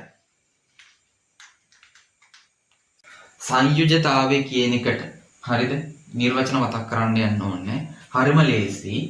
මෙහෙම තියාගෙන යන්න. 1 2 3 4 3 2 බිඳුව. මෙන්න මේ ක්‍රමයේ පාවිච්චි කරන්න. හරි. ඒ කියන්නේ සංයුජතාවය කියලා කියන්නේ මොකක්ද ඇත්තටම? නේ මූලද්‍රව්‍ය පරමාණුක අවසාන ශක්ති මට්ටමේ හරිද? ඉලෙක්ට්‍රෝන කොච්චරක් ගන්න ඕනද? එයාගේ අෂ්ටකය සම්පූර්ණ කරගන්න. ඒ කියන්නේ 8 සම්පූර්ණ කරගන්න. නැත්නම් එයාගේ කවචය පුරව ගන්න. ඒක තමයි සරලව සංයුජතාවය කියන එකෙන් කියන්නේ. සරලව කියන්නේ. නිර්වචන ඕක නෙමෙයි. සරලව කියන දේ. හරිද? එතකොට මොකද්ද මෙතන තියෙන්නේ? x කියලා මූලද්‍රව්‍යයේ සංයුජතාවය 3යිලු. x ගේ 3යිලු. හරිද? ක්ලෝරයිඩ් සූත්‍රයෙන් Cl දාගන්න ඕන. Cl ගේ කීයද පුතේ? Cl ගේ 1යි. සූත්‍රය එතකොට කොහොමද හැදෙන්නේ? මෙයාගේ සංයුජතාවය මෙයාට යනවා, මෙයාගේ සංයුජතාවය මෙයාට එනවා. එහෙමනේ සූත්‍රය හැදෙන්නේ. එතකොට Cl ගේ 1යි මේ පේනවනේ Cl ඉන්නේ මෙතනනේ. Cl ගේ සංයුජතාවය 1යි. මේ විදිහට තමයි සංයුජතාවය ලේසියෙන් ලියගන්නේ. හරි? එතකොට මෙයාට 3 යනවා x ට 1 යනවා. x Cl3. උත්තරේ කීයද? උත්තරය අංක 1. 12ට උත්තරය අංක 1. සෛල තුල අඩංගු ඉන්ද්‍රියකා 3ක් 5ක් දක්වා ඇතලු. මේ වගේ ශාක සහ සත්වසෛල දෙවර්ගයේම අඩංගු වෙන්නේ මොකක්ද කියලා අහනවා. දෙවර්ගයේම අඩංගු වෙන්නේ මොනවාද කියලා අහනවා. ශාක සහ සත්වසෛල කියන වගේ දෙවර්ගයේම අඩංගු වෙලා තියෙනවා. දෙවර්ගයේම දැන් හරිතලව ගත්තාම ළමයි ශාක සත්වය කියන එකේදී හරිතලව ගත්තාම සත්තුන්ට හරිතලව කියන එක නෑ. හරිතලව තියෙන කාටද? ප්‍රවාහ සංශ්ලේෂණය කරලා නව මේ ආහාර නිෂ්පාදනයකට කට්ටියනේ. හරිද? ඒතකොට ශුද්ධ ජීවීන් ගත්තාම අපි ගොඩක් දුර සත්තු කියන ගණනට ගන්නෙත් නෑනේ. සමහර ශුද්ධ ජීවීන් කියන හරිතලව තියෙනවා. කාගේද? ඔය කොළපාට කට්ටියගේ. ඔය අපි උල්වා කියලා කතා කරනවා. ඇල්ගී වර්ගයක්නේ. එතකොට යාළගේ හරිතලව තියෙනවා. හරිද? ඒතර එයාලා ආහාර නිෂ්පාදනය කරගන්නවා. එයාලට ඕන ආහාර ටික එයාලා නිෂ්පාදනය කරගන්නවා. ඒතකොට දැන් අපි කතා කරන්නේ සුද්ධ ජීවීන් කියන කොටස නම් එයාලා වෙන්නේ මහන්න ඕනනේ. දැන් මෙතන ශාක සහ සත්ත්ව කියන එක. සත්තුන්ට කවදාවත් හරිතලව කියන එක නැහැ. එහෙන් බලපුවම හරිතලව කියන එක නැහැ. එතකොට අපිට සාමාන්‍යයෙන් පේපර් එකකට උත්තර ගන්න ළමයි ක්‍රම කීපයක් කරන්න පුළුවන්. එකක් පුළුවන් හරියටම උත්තරය දැනගෙන හරියම උත්තරේ ගන්න එක. ඒ කියන්නේ හරියම උත්තරයට ගන්න එක. එහෙම නැත්නම් අපි උත්තරේ හරියට ෂුවර් නැත්නම් වෙන්න බැරි උත්තර අයින් කළා දාන එක. හරි. දැන් අපි මේ ප්‍රශ්නේ ගමුකෝ. 13 වෙනි ප්‍රශ්නේ ගමුකෝ. 13 වෙනි ප්‍රශ්නේ මොකද්ද ළමයි කියන්නේ මේක? සෛල තුල අඩංගු වෙලා රේඛා තුනක් පෙන්නලා තියෙනවලු. මේ වගේ සත්ව සහ ශාක සෛල අඩංගු වෙලා දෙකේම අඩංගු වෙලා තියෙනවා දාන්න. මයිටොකොන්ඩ්‍රියා තියෙනවා, හරිතලවය තියෙනවා, න්‍යෂ්ටිය තියෙනවා. හරිද? එතකොට ශාක සහ සත්ව සෛල වල ප්‍රධාන වශයෙන් ගත්තාම ශාක සහ සත්ව සෛල ප්‍රධාන වශයෙන් ගත්තාම මේකේ V කියන හරිතලව කියන එක නැහැ. කාටද නැත්තේ? සත්ව සෛල වලට හරිතලව කියන එක නැහැ.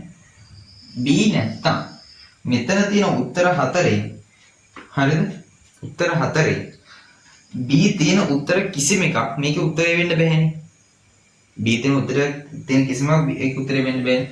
පළවෙනි එකේ තියෙනවා A හා B කියලා තියෙනවා. දෙවෙනි එකේ තියෙන මොකද්ද? B හා C කියලා තියෙනවා. තුන්වෙනි එකේ මොකක්ද තියෙන්නේ? A හා C කියලා තියෙනවා. හතරවෙනි එකේ C විතරක් කියලා තියෙනවා. B වැරදි නම් B තියෙන කිසිම එකක් හරි B තියෙන කිසිම එකක් උත්තරේ වෙන්න බෑනේ ළමයි. එතකොට 1 2 උත්තර දෙකම අයින් කරලා දාන්න පුළුවන් කෙලින්ම. දැන් තියෙන ප්‍රශ්නේ A හරිද නැත්නම් E වැරදිද කියන එකනේ.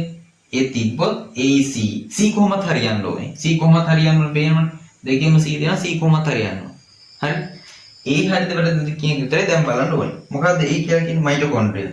ළමයි මයිටොකොන්ඩ්‍රියා කියන එක හැම සෛල් එකම වගේ තියෙන හැම ශාක සෛල් එකම හැම සත්ව සෛල් එකම වගේ තියෙන මයිටොකොන්ඩ්‍රියා කියන්නේ. මයිටොකොන්ඩ්‍රියා වලින් කරන්නේ මොකද්ද ළමයි? මයිටොකොන්ඩ්‍රියා නිකන් දල හැඩේ කොහොමද? මයිටොකොන්ඩ්‍රියා තියෙන්නේ මෙන්න මෙහෙම.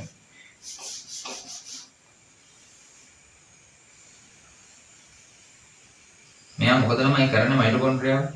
මයිටොකොන්ඩ්‍රියාව කරන්නේ අපේ ඇඟට අවශ්‍ය කරන ශක්තිය හදලා දෙන කෙනා තමයි. මේ හරි ජව් බලවල් කියලා හඳුන්වන්නේ මෙයා මයිටොකොන්ඩ්‍රියාව.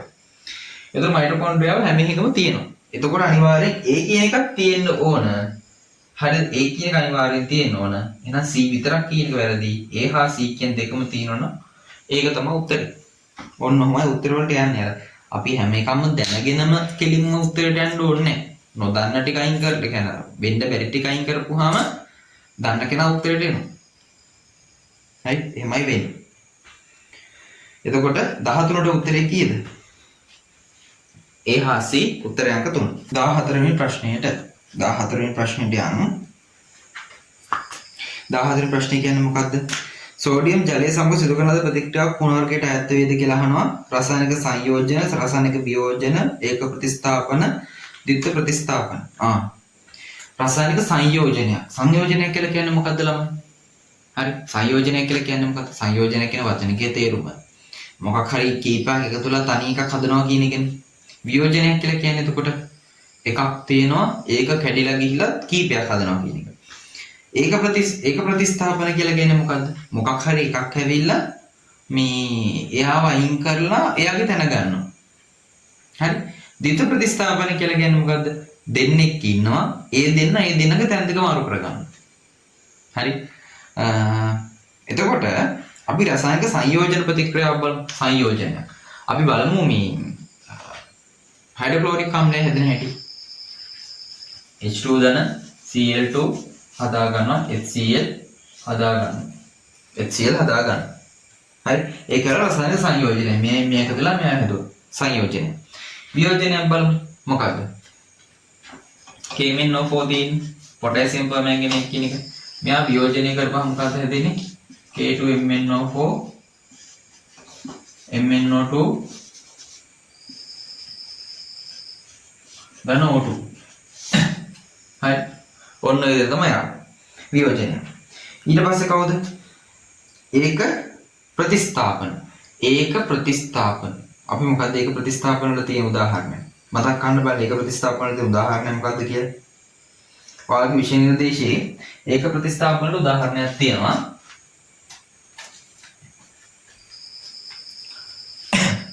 මොකක්ද ඒක ප්‍රතිස්ථාපන නැති උදාහරණ? සිංක් ඇවිල්ලා කොපර් සල්ෆේට් එක්ක කරන ප්‍රතිස්ථාපන ක්‍රියාවලිය. එතකොට හැදෙන්නේ මොකද්ද? සිංක් සල්ෆේට් ධන කොපර්. ඒ කියන්නේ දෙන්නෙක් එකට ඉන්නවා. දෙන්නෙක් එකට ඉද්දි පිටින් හිටපු කෙනෙක් ඇවිල්ලා මෙයත් එක්කෙනෙක් එක බැඳුන හින්දා අනිත් කෙනා වයින් කරලා දානවා. ඒක තමයි ඒක ප්‍රතිස්ථාපන වෙන්නේ. හරි. ඊට පස්සේ අපි යනවා ද්විත්ව ප්‍රතිස්ථාපන වලට. ද්විත්ව ප්‍රතිස්ථාපන උදාහරණයක් කියන්න බලන්න. ද්විත්ව ප්‍රතිස්ථාපන උදාහරණයක් ගමු. ද්විත්ව ප්‍රතිස්ථාපන උදාහරණයක් ගමු. මොකක්ද ද්විත්ව ප්‍රතිස්ථාපන උදාහරණයක් වෙන්නේ?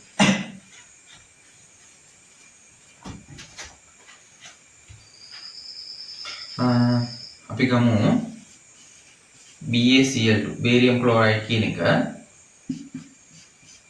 සෝඩියම් සල්ෆේට් එක. හරිද? සෝඩියම් සල්ෆේට් එක. මෙයාගේ මොකද්ද වෙන්නේ? මෙයා ගිහිල්ලා මේ තැන ගන්නවා. මෙන්න මෙයාව අයින් කරලා දාලා. මෙයා ඇවිල්ලා මෙතෙන්ට එනවා. කොහොමද එන්නේ? එතකොට බේරියම් සල්ෆේට් හැදෙනවා BaSO4 ධන NaCl හැදෙනවා. ඔහොම තමයි වෙන්නේ. හරි. ඔය කිව්වේ ඔය ප්‍රතිස්ථාපන කියන්නේ ඔය ප්‍රතික්‍රියා හතර වෙන විදිහනේ කිව්ව ප්‍රතික්‍රියා වර්ග හතර වෙන විදිහ. දැන් අහන්නේ මොකද්ද? සෝඩියම් සහ ජලයත් එක්ක තියෙන ප්‍රතික්‍රියාව. සෝඩියම් කියලා වතුරට දාලා විද්‍යාගාරය පරීක්ෂණය කරලා තියෙන්නේ නේ. දාපුවා මොකද වෙන්නේ? ඊට සූ හඩ දාගෙන වතුර වාජනේ හැමතැනම ලොකු කැල්ලක් දැම්මොත් ස්ෆෝටනයක් වෙනවා. ඒ කියන්නේ කුකුරීමක් පිවිරීමක් ඇති වෙනවා කියලා කියනවා. දැන් එතකොට සෝඩියම් කැල්ල සෝඩියම් ධන මොකක්ද? දාන්න මොකේද? ජලයට තමයි දාන්නේ. මොකක් වෙනවද? සෝඩියම් හයිඩ්‍රොක්සයිඩ් හැදෙනවා H2 වායුව පිටලා. පරීක්ෂණේ මතක් කරන්ඩ අර සෝඩියම් කැල්ල වටේට යන ගමන් පොඩි දුමක් පිට කරගෙන තමයි යන්නේ. නේ? ඒ පිට වෙන්නේ කවුද? මෙන්න මේ H2. ඒතර මොකක්ද ඇත්තට මේ වෙලා තියෙන්නේ? දැන් මේ ජලය හැදලා තියෙන කොහොමද ළමයි? H1යි OH එකතු වෙලා මේ හැදලා තියෙන ජලය කියන එක හැදෙන්නේ එහෙමයි. හරි. ඇත්තම H+ කියන එකයි OH- කියන එක එකතු වෙලා තමයි ජලය කියන එක හැදෙන්නේ. දැන් ඒතර මොකද්ද මෙතන වෙලා තියෙන්නේ? සෝඩියම් ඇවිල්ලා ජලයේ ඉන්න හැදිලා තියෙන OH කැලලත් එක්ක බැඳිලා NaOH හදලා තියෙනවා. හරි? H තනි කරලා දාලා H නිකන් H2 වෙලා මෙතෙන්ට ගිහිලා තියෙනවා. ඒතර මොකද්ද මේ පැත්තක හිටපු කෙනෙක් වෙලා දෙන්නෙක් කඩලා එක්කෙනෙක් එක්ක බඳිනවා අනිත් එක්කම තනියෙන් ඉන්න යනවා. ඒතර මොකද්ද වෙලා තියෙන්නේ? ඒක ප්‍රතිස්ථාපනයක් නේද? ඒක ප්‍රතිස්ථාපනයක් වෙලා තියෙන්නේ. එතකොට 14ට මොකක්ද උත්තරේ? උත්තරය අංක 3. ඊළඟට 15 වෙනි ප්‍රශ්නේ. බල දෙකක් යටතේ වස්තුවක් සමතුලිත වීමට අත්‍යවශ්‍ය නොවන සාධකේ. හරි. දැන් කියන්නම්කෝ. ඔයාලා මෙතනින් ඉදිරියට තියෙන හැම විභාගයකදීම විෂය මොකක් වුණත් ඔයගොල්ලෝ ඉංග්‍රීසි වලට නම් අදාළ වෙන්නේ නැහැ. මේක සහ ගණන් වලට මේක අදාළ වෙන්නේ නැහැ. ඉතුරු විෂයන් වලට මොකක් වුණත් ඔයාලගේ වර්ධනයේ සම්භාවිතාවය සෑහෙන අඩු කර ගන්න පුළුවන්. අර වන්නේ නොවන්නේ කියන එක හරියට බලාගත්තොත්. හරිද? එතකොට ගොඩක් ළමයිට තියෙන ප්‍රධානම ප්‍රශ්නය තමයි ළමයි වන්නේ සහ නොවන්නේ කියන එක හරියට දකින්නේ නැති එක. ඇහැට හුරු කරගන්නේ නැති එක. ඒක මග අරගන්න පොඩි ක්‍රමයක් තියෙනවා. අද ඉඳන් වන්නේ කියන එක වන්නේ එහෙම නැත්නම් සත්‍ය කියන මේ වචන දෙක දැක්කොත් පේපරේ ඉරිගහන ප්‍රශ්නවල නැත්නම් අපි කියන MCQ ප්‍රශ්න කියලා කියනවා. ඒකෙදි දැක්කොත් අනිවාර්යෙන් ඔයාලා කරන්න මොකද්ද? වන්නේ කියන එක දැක්කොත් වන්නේ එකට යටින් සත්‍ය කියන දැක්කොත් සත්‍ය කියන එකට ඉරක් ගහගන්න. මේක පේපර් දෙක තුනක කරද්දී ඔයාලට નિરાයාසයෙන්ම පුරුදු වෙනවා. මේ ප්‍රශ්නේ කියවද්දී වන්නේ නම් ඉරක් ගහගන්න සත්‍ය නම් ඉරක් ගහන්න වල පුරුදු වෙනවා. ඒක එහෙම වුණාම ඔයාලට වර්ධින්න තියෙන සම්භාවිතාවය සෑහෙන්න අඩු වෙනවා කලින්ට වඩා. හරි. එතකොට දැන් නොවන්නේ නම් නොවන්නේ. එහෙම නැත්නම් අසත්‍ය කියන එක. මෙන්න මේකේ දැක්කොත් ඔයාලා මොකද කරන්න ඕනේ? අකිරක් ගන්න. මේක දැක්කොත් අනිවාර්යෙන් රවුමක් දාගන්න. රවුමක් දාගන්න. මේවත් අපිට ගුරුවරු උගන්වපු කියලා දීපු දේවල්, ඒ කියලා දුන්න දේවල් හරියට කරපු හින්දා තමයි අපි විභාගය හරියට කරගත්තේ. එතකොට ඔයාලත් මේක හරියට කරගන්න හරිම ප්‍රායෝගික ක්‍රමයක්. වන්නේ කියනව සත්‍ය කියනවට ඉරක් ගහගන්න. නොවන්නේ එහෙම නැත්නම් අසත්‍ය කියනවට මොකද කරගන්න ඕන? රවුමක් දාගන්න. ඒතර දැක්ක ගමන් රවුමක් තේනවා. එහෙනම් මේක අසත්‍යයි. නැත්නම් මේක නොවන්නේ. අර එහෙම කිව්වහම වර්ධින්න දෙන සම්භාවිතාවය සෑහෙන්න අඩු වෙනවා. හරිද? යම්කෝ ප්‍රශ්නයකට බල දෙකක් යටතේ වස්තුවක් සමතුලිත වෙන්න. බල දෙකක්. හරි? බල දෙකක්. යටතේ වස්තුවක් සමතුලිත වෙන්න තියෙන ඕන අවශ්‍යතා මොනවාද කියලා අහනවා. අනිවාර්යෙන් පැහැදිලිනේ. හරිද? ඒක හිතන්නකෝ. මොකක් හරි පෘෂ්ඨයක් මත තියලා මොකක් හරි පෙට්ටියක් හරි එහෙම නැත්නම් මොකක් ලී කෑල්ලක් තියලා තියෙනවා. මේ තියෙන පෘෂ්ඨය මේක මත තියලා තියෙන ළමයි ලී කෑල්ලක්. හරිද? බල දෙකක් අනිවාර්යෙන් තියෙන්නම ඕනේ. දැන් මේ පැත්තට බල දෙක දැම්මොත් හරියයිද? මෙයා සමතුලිත වෙයිද? නෑ මෙහාට ඇදිලා යනවනේ. මෙහාට බල දෙකක් දැම්මොත් හරියයිද? බෑනේ. සමතුලිත වේද? නෑ. මේ පැත්තට දැම්මොත් හරියයිද? නෑ. මේ පැත්තට ඇදලා යනවා. දැන් එහෙනම් මේ පැත්තට එකක් දාලා මේ පැත්තට බල දෙකක් දානවා. සමතුලිත වෙයිද? නෑ. හේතුව බල දෙක දිශාවෙන් ප්‍රතිවිරුද්ධ වුණාට වැඩක් නැහැ. මොකද්ද වෙන්න ඕනේ? ඒ දෙන්නව විශාලත්වයෙන්ුත් සමාන වෙන්න ඕනේ. 20ක් නිව්ටන් දැම්මා මේ පැත්තට 20ක් නිව්ටන්. හරි. මේ දෙන්න දිශාවෙන් ප්‍රතිවිරුද්ධයි විශාලත්වයෙන්ුත් සමානයි. මේක සමතුලිත වෙයිද? නෑ. ඒත් නෑ. බලයේ ක්‍රියාරේඛාව එකම ඉරක හිටින්න ඕන. එකම එක හිතන්නකො. මෙයා මෙතනින් දාලා නැත්නම් මෙයා මෙතනින් දාලා මෙයා මෙතනින් දානවා. 20ක් නිව්ටන්. මෙතන මොකද්ද වෙන්නේ? මෙහි 20කින් අදිනවා මෙහි 20කින් අදිනවා. අර මේ මෙතන වෙන්නේ බල යුග්මයක කතාව නේද වෙන්නේ? එතකොට මොකද වෙන්නේ? මේ වටේ පොඩක් අර කැරකෙන්න බලන එකක් නේද වෙන්නේ? හරියට 20කින් මෙයා වෙන්නේ නැහැ. එතකොට මොකද්ද වෙන්න ඕනේ එහෙනම්? අනිවාර්යෙන් බල දෙක ප්‍රතිවිරුද්ධ වෙන්න ඕන. මුලින්ම කතා කරද්දී බල දෙකක් යටතේ වස්තුවක් සමතුලිත වෙන්න නම් බල දෙක අංක එකටම ප්‍රතිවිරුද්ධ වෙන්න ඕන. ප්‍රතිවිරුද්ධ වුණාට මදි එකම රේඛාවක පිහිටන්න ඕන බල දෙක. ප්‍රතිවිරුද්ධයි එකම රේඛාවක පිහිටන්න ඕන සහ දිශාවෙන් ප්‍රතිවිරුද්ධ වෙන්න ඕන විශාලත්වයෙන් සමාන වෙන්න ඕන. හරි. අහම තමයි වෙන්නේ. මොකද්ද? එතකොට මේකෙන් අහන්න නොවන්නේ. එතකොට නොවන්නේ කියන එක රවුමක් දාලා තියාගන්න. එතකොට නොවන්නේ මොකද්ද? බල දෙකේ සංප්‍රයුක්තයේ ශුන්‍ය විය යුතුයි. ඔව්. බල දෙකේ සංප්‍රයුක්තය. ඒ කියන්නේ මෙහෙනුත් 20ක් අදිනවා මෙහෙනුත් 20ක් අදිනවා සංප්‍රයුක්තයේ බිඳුවයි. හරි. ඒක එතකොට හරි. බල දෙක ප්‍රතිවිරුද්ධ වෙන්න. ඒකත් හරි. බල දෙක සෑම විටම ඒක රේඛීය වෙන්න ඕන. ඒකත් හරි. බල දෙක එකම ලක්ෂයකට යොමු විය යුතුයි. ළමයි බල දෙක එකම ලක්ෂයකට යොමු වෙනවා. එහෙම නම් මේව ගන්නත් පුළුවන්. හිතන්නකො මෙයාගේ ගුරුත්ව කේන්දරය මෙන්න මෙයානේ. මෙතනින් මෙන්න මෙහාට යනවා. දැන් අපිට ඕන මෙතනින් මේ පැත්තට දාන්න පුළුවන් එකම ලක්ෂයකින් යන්නේ 20ක් නිව්ටන්. හිතමුකෝ මෙයා අවසත් කරමු ටිකට. දැන් මෙතකොට මෙහෙම වුණොත් ළමයි. හරිද? මෙහෙම වුණොත් එකම ලක්ෂයට යොමු වෙනවා කියන කතාව විතරක් ගත්තොත් මෙයා සමතුලිත වෙයිද? නෑනේ. නෑ වෙන්නේ නෑ. හරි. එතකොට උත්තරය අංක 4. 15ට උත්තරය අංක 4 කියනවා මොකද්ද? 5 ඕම් ප්‍රතිරෝධ පහක් සමාන්තර සම්බන්ධ කළ විට සමග ප්‍රතිරෝධය වන්නේ. සමාන්තරගතව සහ ශ්‍රේණිගතව. ප්‍රධාන ආකාර දෙකකට ප්‍රතිරෝධ සම්බන්ධ කරන්න පුළුවන් එකක් ශ්‍රේණිගත. අනිත් එක මොකද්ද? සමාන්තරගත. හරිද? ශ්‍රේණිගතව සම්බන්ධ කරනවා කියලා කියන්නේ මොකද්ද? මෙහෙම. මේක අපිට ඕම් 5යි. මොකක්ද ඕම් 5යි? මේකත් ඕම් 5යි.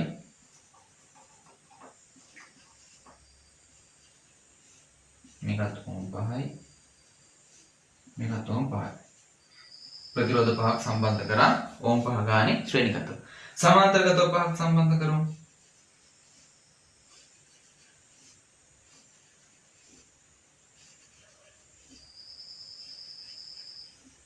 මේ හැමෝගෙම මගේ ඕම් 5 ගානේ.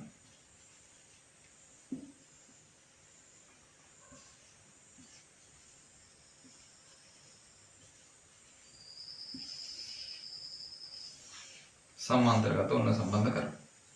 හරි.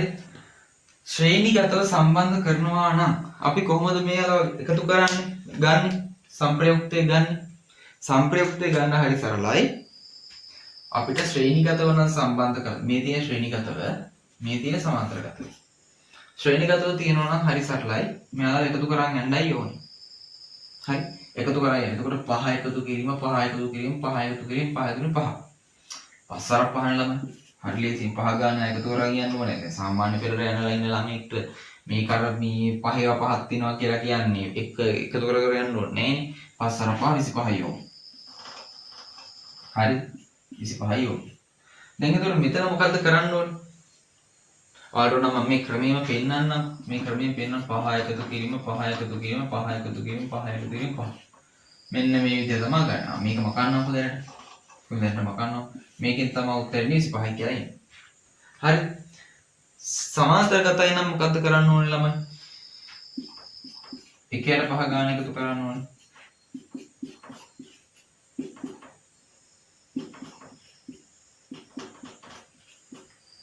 1ට 5 ගාන එකතු කරගන්න ඕනේ. හරි. එතකොට කොහොමද වෙන්නේ? හරය වෙනස් වෙන්නේ නෑනේ. එකතු කරලා භාගික උදාස් හරය වෙනස් වෙන්නේ නැහැ 5යි. 1 2 3 4 5යි 5යි. හරිද? එතකොට උත්තරේ අංක 1යි. 1යි ඕම් කියලා එයි. එතකොට මම කියන්නම් මේකට මීට වඩා ගන්න ලේසි ක්‍රමයක්. මේක යොදා ගන්න පුළුවන් සමාන්තරගතව තියෙන මෙන්න මේ වගේ සමාන්තරගතව හොඳට අහගන්න සමාන්තරගතව තියෙන විශාලත්වයෙන් සමාන ප්‍රතිරෝධ පද්ධතියකට මෙන්න මේ වගේ සමාන්තරගතව තියෙන විශාලත්වයෙන් සමාන ප්‍රතිරෝධ පද්ධතියකට සමක ප්‍රතිරෝධය හොයද්දී දැන් මේ හෙදුවේ සමක ප්‍රතිරෝධය හොයද්දී අපිට පුළුවන් එක ප්‍රතිරෝධයක අගය ප්‍රතිරෝධ ගණනෙන් බෙදන්න. ඒ කියන්නේ එක ප්‍රතිරෝධයක අගය 5යි. මේකට වෙන්න නම් මොකද තියෙන්න ඕන කන්ඩිෂන් එක? ඒ කියන්නේ හේතු සාධකය මොකක්ද තියෙන්න ඕන? සමාන්තරගත වෙන්න ඕන අංක 1, අංක 2ට ප්‍රතිරෝධ හැම එකක්ම අගයෙන් සමාන වෙන්න ඕන. හරිද? ඒ දෙක තියෙනවා නම් විතරයි මේ ක්‍රමය දාන්න පුළුවන්. මොකද්ද ක්‍රමේ? එක ප්‍රතිරෝධයක අගය තියෙන ප්‍රතිරෝධ ගණනෙන් බෙදන්න ඕන. හරි? එක ප්‍රතිරෝධයක අගය කීයද? 5යි. එක ප්‍රතිරෝධයක අගය 5යි. ප්‍රතිරෝධ ගණනින් බෙදන්න. ප්‍රතිරෝධ කීයද? 1 2 3 4 5යි. උත්තරයක් 1යි නේද? මෙන්න මේ කොටසමනේ හදලා තියෙන්නේ. අර මෙහෙම ලීලී ඉන්න ඕනේ නැහැ. එහෙම ලීලී ඉන්න ඕනේ නැහැ. මේ ක්‍රමයට පුරුදු වෙන්න. එකට අර එකපාර පුරුදු වෙන්න බෑ. ගණන් හදන එකත් එක තමයි පුරුදු වෙන්න පුළුවන්. ඒවා ටික ටික පුරුදු වෙන්න. හරිනේ? එතකොට උත්තරේ කීයද? උත්තරය අංක 2. 16 උත්තරය අංක 2. දැන් 17 වෙනි ප්‍රශ්නේ කියනවා කුකුල් පිටරයක ජීවී බව නිරීක්ෂණය කළ හැක්කේ කොහොමද? නිශ්චිත උෂ්ණත්වය රත් කළ විට කල්ලේ විකසන වෙන අවස්ථාවේදී බිත්තරය බාහිරයට යොමු කරන අවස්ථාවේදී දේහය තුළ පවතින විට ළමයි සරලයි. නිශ්චිත උෂ්ණත්වය කරලා අරගෙන කලලේ විකසනය වෙද්දී අපිට යාගේ ජීවියක් තියෙනවද නැද්ද කියලා හොයන්න පුළුවන් නේ. උත්තරේ ඒක නම් හරිම සරලයි. 17 උත්තරේ අංක 1. ඒක ආයෙ වෙයි පොඩ්ඩක් දැන් බලන් දෙයක්වත් නැහැ. උත්තරේ කෙලින්ම අංක 1ට යනවා. 18 වෙනි ප්‍රශ්නට යමු. 18 වෙනි ප්‍රශ්න මොකක්ද කියන්නේ? ප්‍රතික්‍රියා ශීඝ්‍රතාවයේ සාපේක්ෂව ඉහළ ගයක් ගන්නා ප්‍රතික්‍රියා මොකක්ද අහනවා. ඒ කියන්නේ ඉක්මනට වෙන ප්‍රතික්‍රියාවනේ. යකඩ මල බැදීම ඉක්මනට වෙනවද? නැහැ. පළතුරු ඉදීම ටික පොඩි කාලයක් යනවානේ. කිරිවැනි යෝගට් නිපද වීම. ඒකට සැලකිය කාලයක් යනවා. ගිනි කූරක වෙඩි බෙහෙත් දාන්නේ. සරලයිනේ. ගිනි පෙට්ටියකට ගහන් පස්සේ පෑ දෙක තුනක් ගියාට පස්සේද පත්තු වෙන්නේ නැහනේ. ඒ වෙලේ පත්තු වෙනවනේ. එතකොට 18 උත්තරේ අංක 4. ඒවා හරි සරල දේවල්. 19ටත් යන් සංශ්ලේෂණයේදී ජලය අත්‍යවශ්‍ය අමුද්‍රව්‍යයක් වන ජෛව අණු වර්ගය මොකක්ද? සංශ්ලේෂණය කියලා කියන්නේ හදද්දී. හැදෙද්දී මොකක්ද අත්‍යවශ්‍ය වෙන අමුද්‍රව්‍ය වර්ගය? එකයි අහන්නේ. දැන් ඒතර මේකේ තියෙනවාද ග්ලූකෝස්, සුක්‍රෝස්, ලැක්ටෝස් ඉහත සියල්ලම කියන ටික. අපි චුට්ටක් මේ තියෙන කාබෝහයිඩ්‍රේට් චුට්ටක් මතක් කරගමු. කාබෝහයිඩ්‍රේට් මතක් කරගමු. ඉස්සලම් දිනවා කාබෝහයිඩ්‍රේට්.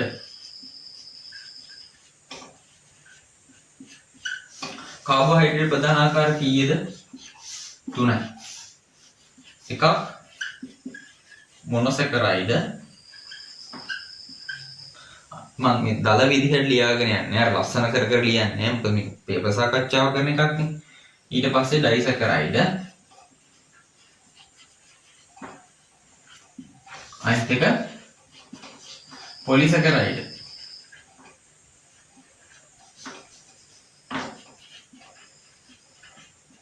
හරි. එතකොට මොනොසැකරයිඩ් හැදෙන්නේ කොහොමද? මොනොසැකරයිඩ් හැදෙන්නේ මේ මොනොසැකරයිඩ් අපි හිතමු මෙන්න මෙහෙම ඩොට් එකක් කියලා. මොනොසැකරයිඩ් එක කියලා කියන්නේ මෙහෙම ඩොට් එකක්.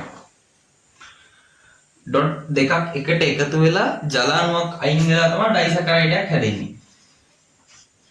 මේ අයින් වෙලා යනවා ජල අණු H2O එකක්. හරි. එතකොට පොලිසැකරයිඩ් හැදෙන්නේ කොහොමද? ඩොට් ගොඩක් එකට එකතු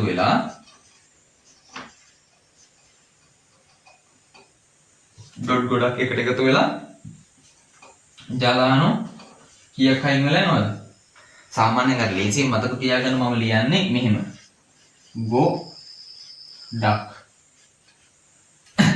ගොඩක් ජල අණු ගොඩක් අයින් වෙලා ගිහිල්ලා තමයි පොලිසැකරයිඩ් හැදෙන්නේ. හරි. මොනොසැකරයිඩ් වලට තියෙන උදාහරණ මොනවාද? මොනොසැකරයිඩ් තියෙන උදාහරණ එක ග්ලූකෝස්,